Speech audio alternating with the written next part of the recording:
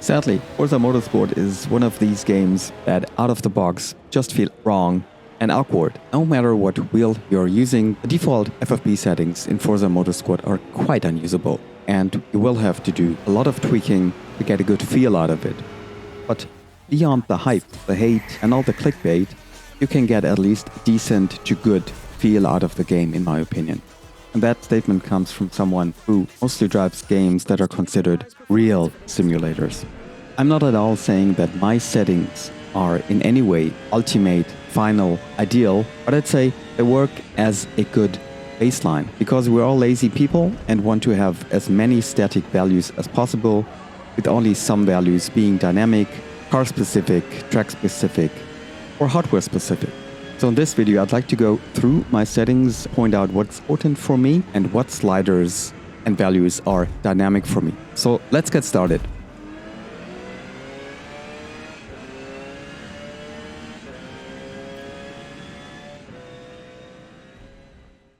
You are on a wheel, and that means you cannot use the default input because that does not recognize your wheel. In my case, I've then chose layout number 3 and renamed it to my wheelbase, and thus we can actually and eventually edit the settings. You're going to do that to your heart's content, and then let's go over to the menu that is interesting us most here and today, and this is of course the advanced input. As you can directly see, I've got pretty extreme values. Regarding the dead zones, it's either 100 or 0. I don't like any dead zone and any trail here. That's just working for me. And that's also due to the fact that in my experience, most of the in-game effects don't really add up to my driving experience. The most important settings here on this first page is the invert force feedback, which is on. Default is off. I had to put it on to have the force feedback work in the right direction on my wheel. So, but now for the real stuff. Vibration scale. For me, it's on 25. Default is 50. And as the name says, it adds vibration when you're turning the wheel. Overall, it may be a more or less personal value, but it's one of these effects, I'd like to say, that I'm not very fond of.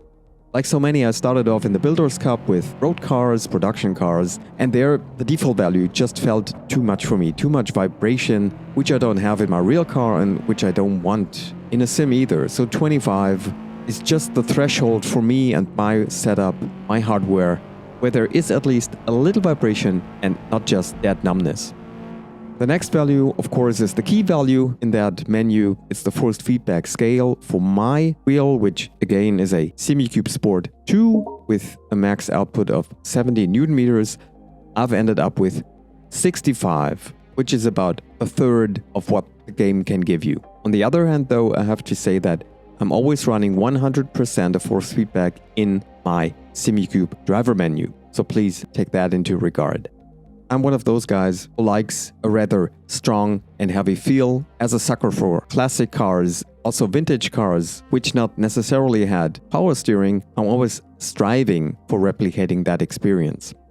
Steering self-alignment is a peculiar feature function in that game. To be honest, I haven't messed around with it much, but I've followed other FFB tuning guides. Most of them say keep it between 80 and 100, and this is what I did. I've ended up with 90.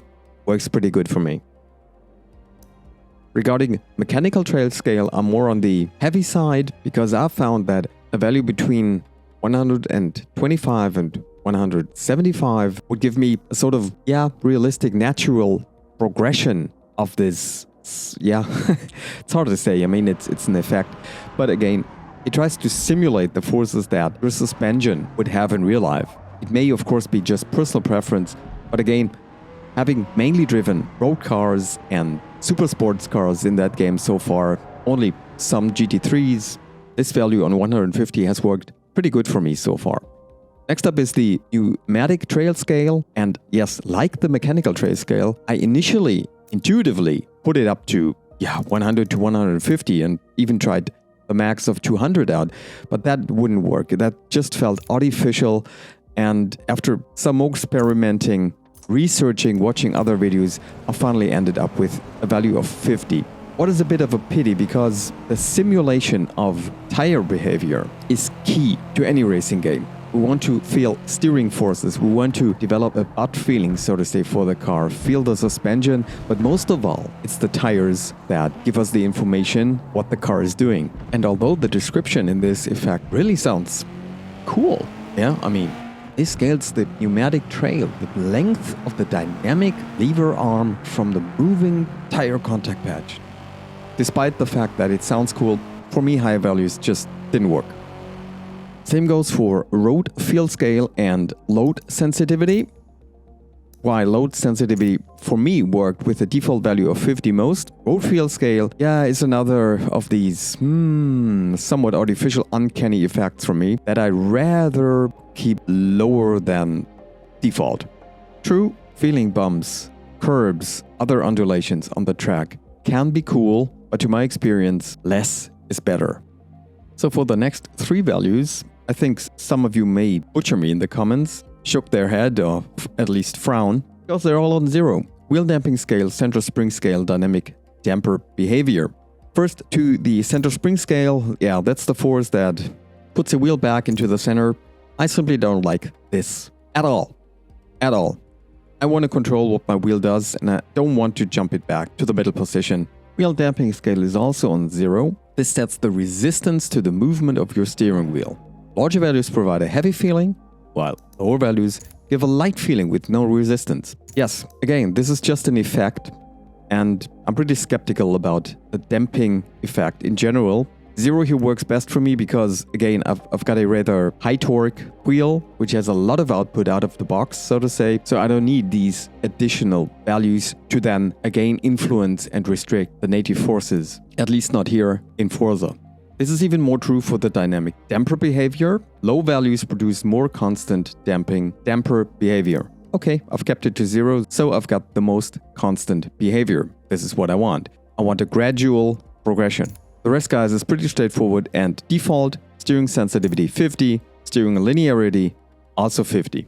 As I said initially, I'd like to keep as many values as static as possible. Yet, since there is a huge amount of cars, very different cars from very different eras of car production and motorsport, there are certain sliders and values I, for myself, keep dynamic.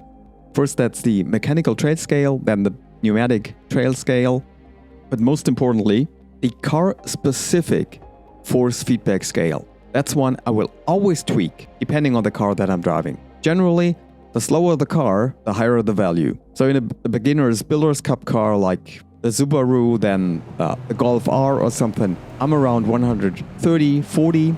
In a GT3, perhaps I'm about 120. And in a GTP, I'm between 100 and 120. Then again, they are the older cars without power steering, and they are to replicate, to simulate their native and original driving behavior. I will again tweak the force feedback scale, but as a rule of thumb, I can say so far, and I've driven about 10-15 car types of very different eras, there was no car where I would lower the value below 100.